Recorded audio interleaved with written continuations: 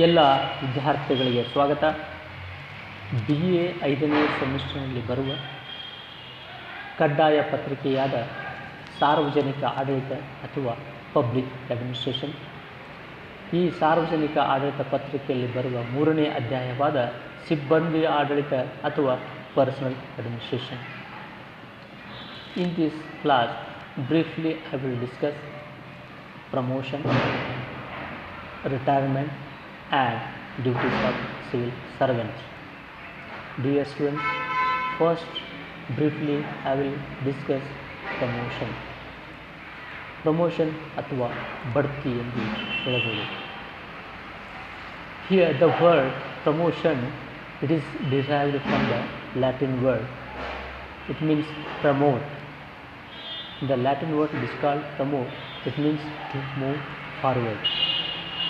It means it refers the movement of an employee from one position to another position having a higher grade or higher minimum salary. ವಿದ್ಯಾರ್ಥಿಗಳೇ, ಬಡ್ತಿ ಅಥವಾ promotion, ಈ ಬಡ್ತಿ ಎನ್ನುವ ಪದವನ್ನು ಇಂಗ್ಲೀಷ್ನಲ್ಲಿ ಪ್ರಮೋಷನ್ ಎಂದು ಕರೆಯುತ್ತಾರೆ.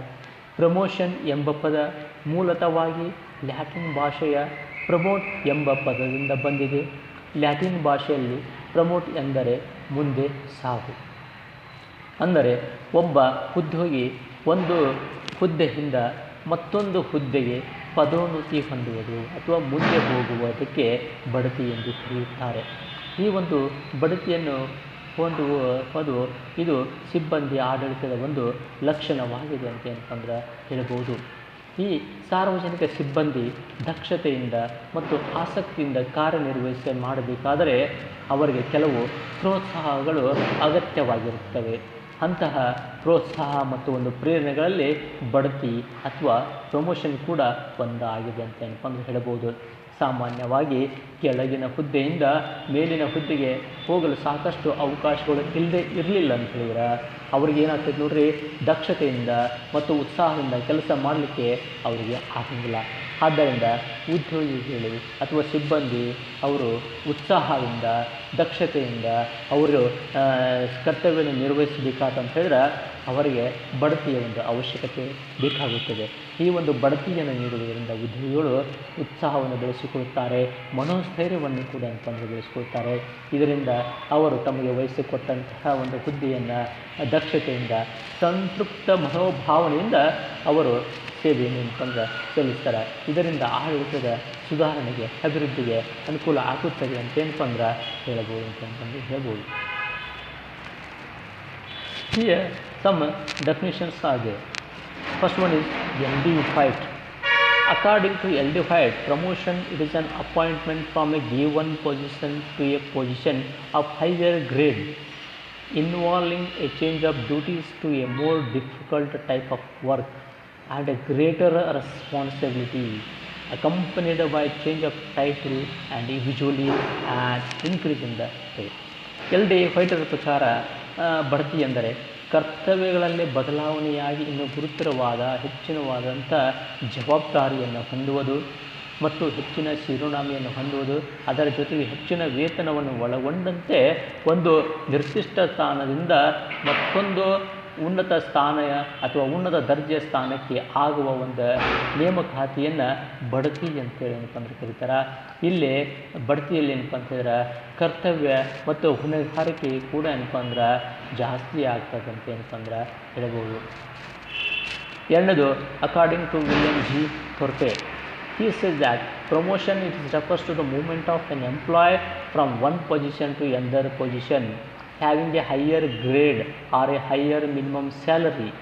A promotion involves increased duties and responsibility for the employees ಅಂತ ಹೇಳ್ಬೋದು. ಅಂದರೆ ಇಲ್ಲಿ ನೌಕರರಲ್ಲಿ ವರ್ಗದಂತಹ ಕೌಶಲ್ಯವನ್ನು, ಜ್ಞಾನವನ್ನು, ಕೆಲಸದ ಹವ್ಯಾಸಗಳನ್ನು ಮತ್ತು ಕ್ರಿಯಾತ್ಮಕ ಚಟುವಟಿಕೆಗಳಿಗೆ ತರಬೇತಿ ಹಾಗೂ ಅಭಿವೃದ್ಧಿಗೆ ಏನಪ್ಪ ಅಂತಂದರೆ ಬಡ್ತಿ ಬಹಳಷ್ಟು ಅವಶ್ಯಕವಾಗಿರ್ತದೆ. ಇದರಿಂದ ನೌಕರರು ನೋಡ್ರೆ ಸರ್ಕಾರದ ಎಲ್ಲ ಕಾರ್ಯಕ್ರಮಗಳನ್ನು ಯೋಜನೆಗಳನ್ನು ಅರಿತು ಭವಿಷ್ಯದಲ್ಲಿ ಬದಲಾಗತಕ್ಕಂಥ ಯೋಜನೆಗಳಿಗೆ ಸೂಕ್ತ ಸಲಹೆ ನೀಡಲು ಇದು ಬಹಳಷ್ಟು ಅನುಕೂಲ ಆಗುತ್ತದೆ ಅಂತಂದ್ರೆ ಹೇಳ್ಬೋದು. ವಿದ್ಯಾರ್ಥಿಗಳೇ, ಬಡ್ತಿಯಲ್ಲಿ ದೇರ್ ಆರ್ ಬೇರೆ ಬೇರೆ ನೇಮಕಾತಿಯ ವಿಧಾನಗಳಿದಾವೆ. ಅದರೊಳಗೆ ಏನಪ್ಪ ಅಂತ ಹೇಳಿದ್ರೆ ಒಂದೇದೇನಪ್ಪ ಅಂದ್ರೆ there are various types of promotions are there. First one is promotion from lower grade to higher grade. For example, for a junior typist to senior typist. ವಿದ್ಯಾರ್ಥಿಗಳೇ, ಇಲ್ಲೇ ಕೆಳಗಿನ ಹುದ್ದೆಯಿಂದ ಮೇಲಿನ ಹುದ್ದೆಗೆ ಪದೋನ್ನತಿ ಹೊಂದುವುದು ಅಥವಾ ಬಡ್ತಿ ಹೊಂದುವುದು ಕೂಡ ಇದು ಒಂದು ವಿಧಾನ. ಉದಾಹರಣೆಗೆ, ಈ ಕೆಳಗಿನ ಹಂತದಲ್ಲಿರ್ತಕ್ಕಂಥ ಜೂನಿಯರ್ ಟೈಪಿಸ್ಟ್ನಿಂದ ಸೀನಿಯರ್ ಟೈಪಿಸ್ಟ್ ಅಂತಂದ್ರೆ ಅವರು ಪದೋನ್ನತಿಯನ್ನು ಹೊಂದ್ತಾರೆ. ಅದೇ ರೀತಿ ಏನಪ್ಪ ಅಂದ್ರೆ promotion from a lower class to higher class, ಅಂದರೆ clerical example from clerical class to the executive class, ಅಂದರೆ ಕೆಳಗಿನ ಲೋವರ್ ಕ್ಲಾಸ್ದಿಂದ ಹೈಯರ್ ಕ್ಲಾಸಿಗೆ ಏನಪ್ಪ ಅಂದ್ರೆ ಬಡ್ತಿಯನ್ನು ಹೊಂದುವುದಂಥೇಳಿ. ಉದಾಹರಣೆಗೆ, ಕ್ಲರಿಕಲ್ ವಿಭಾಗದಿಂದ ಕಾರ್ಯನಿರ್ವಾಹಕ ಹುದ್ದೆಗೆ ಏನಪ್ಪ ಅಂದ್ರೆ ನೇಮಕ ಹೊಂದುವುದು ಅಂಥೇಳಿ. Third one is promotion from lower service to a higher service. Example from state civil service to the IAS ಅಂತೇಳಿ. ಅಂದರೆ ಇಲ್ಲಿ ಈಗಾಗಲೇ ಕೆಳಗಿನ ಲೋಕಸೇವಾ ಆಯೋಗದಿಂದ ಮೇಲ್ದರ್ಜೆಯ ಲೋಕಸೇವಾ ಆಯೋಗಕ್ಕೆ ನೇಮಕಾತಿಯನ್ನು ಹೊಂದುವುದು. ಉದಾಹರಣೆಗೆ, ರಾಜ್ಯ ಸೇವೆಯಿಂದ ಕೇಂದ್ರ ಸೇವೆಗೆ ನೇಮಕಾತಿಯನ್ನು ಹೊಂದುವುದು ಅಥವಾ ಬಡ್ತಿ ಹೊಂದುವುದು ಅಂತಂದು ಹೇಳ್ಬೋದು. Here there are some principles are there for the promotion. Namely, there are three types of principles. They are seniority principle, merit principle, senior cum merit principle. In seniority principles, who have already served in the job, means if they have spent at least 10-15 years, naturally they will get the promotion according to the service. Second one is merit principle.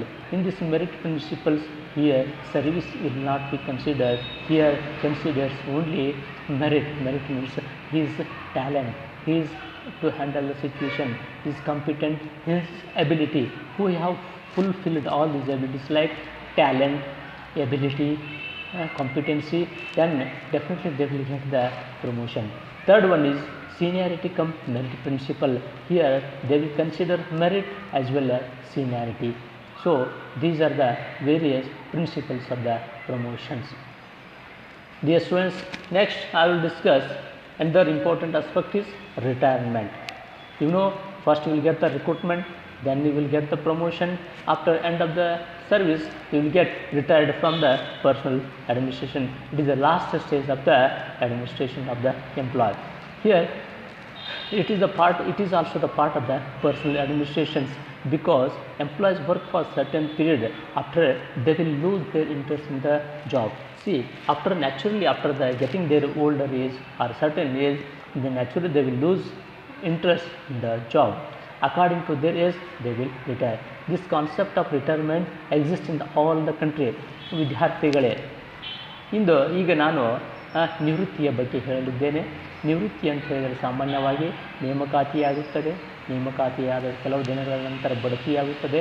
ಬಡ್ತಿಯಾದ ನಂತರ ಸಿಬ್ಬಂದಿ ಆಡಳಿತದಲ್ಲಿ ಕೊನೆಯ ಘಟ್ಟ ಅದು ನಿವೃತ್ತಿ ಅಂತ ಹೇಳ್ಬೋದು. ಏಕೆಂದರೆ ಒಬ್ಬ ಮನುಷ್ಯನಿಗೆ ಕೆಲವು ವರ್ಷದವರೆಗೆ ಮಾತ್ರ ಅವನಿಗೆ ಸೇವೆ ಸಲ್ಲಿಸಲು ಸಹಾಯವಾಗುತ್ತದೆ. ಅವನಿಗೆ ವಯಸ್ಸಾದ ನಂತರ ಅವನು ವೃತ್ತಿಯಲ್ಲಿ ಉತ್ಸಾಹವನ್ನು ಕಳೆದುಕೊಳ್ಳುತ್ತಾನೆ. ಆವಾಗ ಅವನಿಗೆ ನ್ಯಾಚುರಲಿ ಏನಪ್ಪ ಅಂತ ಹೇಳಿದ್ರೆ ಅವನ ಹುದ್ದೆಯಿಂದ ನಿವೃತ್ತನಾಗುವಂಥ ಒಂದು ಅದು ಬರ್ತದೆ ಅಂತ ಏನಪ್ಪ ಅಂತ ಹೇಳ್ಬೋದು. ಈ ನಿವೃತ್ತಿಯಾಗುವ ಒಂದು ಪದ್ಧತಿ ಜಗತ್ತಿನ ಎಲ್ಲ ರಾಷ್ಟ್ರಗಳಲ್ಲಿ ಇದು ಇರುತ್ತದೆ ಅಂತ ಏನಪ್ಪ ಅಂತ ಹೇಳ್ಬೋದು. ಇಲ್ಲಿ ನಿವೃತ್ತಿಯ ಬಗ್ಗೆ ನಿರ್ದಿಷ್ಟವಾದಂತಹ ವ್ಯಾಖ್ಯೆಗಳಿಲ್ಲ. Here there is no definite definitions for the retirement. Here some definitions are there. The retirement is defined as selection or privacy or withdrawal from work due to the age. It means the voluntary termination of employment upon reaching a certain age, the portions of one's life after retiring from one's career. And then objective of the retirement. Retirement is essential for the efficiency of the administration. ಅಂದರೆ ಆಡಳಿತದಲ್ಲಿ ನಿವೃತ್ತಿ ಹೊಂದುವುದು ಆಡಳಿತದ ದಕ್ಷತೆಗೆ ಅವಶ್ಯಕವಾಗಿದೆ. ಏಕೆಂದರೆ ಒಬ್ಬ ವ್ಯಕ್ತಿ ತನಗೆ ವಯಸ್ಸಾದ ನಂತರ ಅವನು ದಕ್ಷವಾಗಿ ಸೇವೆಯನ್ನು ಸಲ್ಲಿಸಲಿಕ್ಕೆ ಅಂತಂದರೆ ಆಗೋದಿಲ್ಲ. ಆದ್ದರಿಂದ ನಿವೃತ್ತಿ ತೆಗೆದುಕೊಳ್ಳೋದು ಅವಶ್ಯಕವಾಗಿರುತ್ತದೆ. Retirement will go for youngsters for vacated post. ಅಂದರೆ ಇವರು ನಿವೃತ್ತಿ ಆದ ನಂತರ ಯುವ ಜನಾಂಗದವರಿಗೆ ಸೇವೆಯನ್ನು ಸಲ್ಲಿಸಲಿಕ್ಕೆ ಆಡಳಿತದಲ್ಲಿ ಅವರಿಗೆ ಅವಕಾಶ ದೊರಕ್ತದೆ ಅಂತ ಹೇಳ್ಬೋದು. Due to retirement benefits qualified and intelligent people will join for the government service. See, the government service, it attracts very intelligent people from various sectors. The intelligent people and talented people will join the government service because they will get various benefits after the retirement. These benefits will not get in private sector, so people will join for the government service. And retirement shows the humanitarian approach to the employee. ಅಂದರೆ ನಿವೃತ್ತಿ ಆದ ನಂತರ ಅವನಿಗೆ ಸರ್ಕಾರ ಏನಪ್ಪ ಅಂತ ಹೇಳಿದ್ರೆ ಕೆಲವು ಸೌಲಭ್ಯಗಳನ್ನು ನೀಡುವುದರಿಂದ ಅವನ ನಿವೃತ್ತಿಯ ಜೀವನವನ್ನು ಅಥವಾ ವಯೋವೃದ್ಧವನ್ನು ಏನಪ್ಪ ಅಂದ್ರೆ ಸಹಜವಾಗಿ ಕಳೆಯಬಹುದು. ಆದ್ದರಿಂದ ನಿವೃತ್ತಿಯು ಬಹಳಷ್ಟು ಅವಶ್ಯಕವಾಗಿದೆ ಅಂತ ಏನಪ್ಪ ಹೇಳ್ಬೋದು. Then retirement benefits. What are the benefits after retirement? There are 3 methods of raising funds, out of which the retirement benefits are paid. They are given below. First one is contributory system, in which the employees makes total contribution. It is by way of the salary. ಇಲ್ಲಿ ನಿವೃತ್ತಿಯಾದ ನಂತರ ಬರ್ತಕ್ಕಂತಹ ಲಾಭಗಳು ಅಂತ ಏನಪ್ಪ ಅಂತ ಹೇಳಿದ್ರೆ contribution system ಅಂತ ಹೇಳಿದ್ರೆ ಏನಪ್ಪ ಅಂತ ಹೇಳಿದ್ರೆ ಇಲ್ಲಿ ಉದ್ಯೋಗಿ ತನ್ನ ವೇತನದಲ್ಲಿಯೇ ಪ್ರತಿ ತಿಂಗಳು ಏನಪ್ಪ ಅಂದ್ರೆ ವೇತನವನ್ನು ಕಡಿತ ಮಾಡ್ತಾ ಹೋಗ್ತಾನೆ. ಅದನ್ನು ನಿವೃತ್ತಿ ಆದ ನಂತರ ಆ ಸಂಸ್ಥೆ ಅಥವಾ ಇಲಾಖೆ ಅವನಿಗೆ ಒಟ್ಟು ಕಡಿತ ಮಾಡ್ತದ ಅಂತ ಹಣವನ್ನು ಯಾರು ವ್ಯಕ್ತಿಗೆ ಏನಪ್ಪ ಅಂದ್ರೆ ನೀಡ್ತದೆ. ಸೊ ಅದರಿಂದ ಬಂದಂತಹ ಒಂದು ಹಣದಿಂದ ಅವನ ನಿವೃತ್ತಿಯ ಜೀವನವನ್ನು ಏನಪ್ಪ ಅಂದ್ರೆ ಕಳಿಬೋದು. This is called contributory system, in which employ makes total contributory by himself itself only. Second one is partly contributory system. Here both employee and government share the cost of retirement benefits. In this retirement benefit, employee will get benefit from himself as well as the government. ಅಂದರೆ ಈ partly contributory ಸಿಸ್ಟಮ್ದಲ್ಲಿ ಉದ್ಯೋಗಿ ತನ್ನ ತನ್ನ ವೇತನದಲ್ಲಿ ತಾನು ಪ್ರತಿ ತಿಂಗಳವನ್ನು ಕಡಿತ ಮಾಡ್ತಾ ಇರ್ತಾನೆ. ಅದೇ ರೀತಿ ಸರ್ಕಾರವೂ ಕೂಡ ಏನಪ್ಪ ಅಂತ ಹೇಳಿದ್ರೆ ಅವನಿಗೆ ಕಡಿತ ಹಣವನ್ನು ಸಹಾಯ ಮಾಡ್ತಿರ್ತೈತಿ. ನಿವೃತ್ತಿಯಾದ ನಂತರ ಏನಪ್ಪ ಅಂತ ಹೇಳಿದ್ರೆ ಸರ್ಕಾರ ಕೂಡ ಅವನಿಗೆ ಹಣಕಾಸಿನ ಸಹಾಯ ನೆರವು ನೀಡುತ್ತೆ ಮತ್ತು ತಾನು ವೇತನದಲ್ಲಿ ಕಡಿತ ಮಾಡಿದಂಥ ಹಣವನ್ನು ಕೂಡ ಎರಡೂ ಸೇರಿಸಿ ಅವನಿಗೆ ಏನಪ್ಪ ಅಂದ್ರೆ ಕೊಡ್ತಾರೆ. Third one is non-contributory system. Here the government alone bears the cost of retirement benefits. ಈ ನಾನ್ ಕಾಂಟ್ರಿಬ್ಯೂಟರಿ ಸಿಸ್ಟಮ್ದಲ್ಲಿ ಏನಪ್ಪ ಅಂದ್ರೆ ಕೇವಲ ಸರ್ಕಾರವೇ ಎಲ್ಲ ಅವನ ಸೇವಾ ನಿವೃತ್ತಿಯ ಒಂದು ಸೌಲಭ್ಯಗಳನ್ನು ಏನಪ್ಪ ಅಂದ್ರೆ ಅವನಿಗೆ ಒದಗಿಸ್ತಾ ಇದೆ ಅಂತ ಏನಪ್ಪ ಅಂದ್ರೆ ಹೇಳ್ಬೋದು. Now just briefly I will discuss rights and duties of the civil servants. Dear students, civil servants have also certain rights and certain duties. First one is the right to organize. Here it means the civil servants have the opportunity to organize for themselves to fulfill their various problems like that. Even the Constitution of India in the Article 19 gave all the citizens like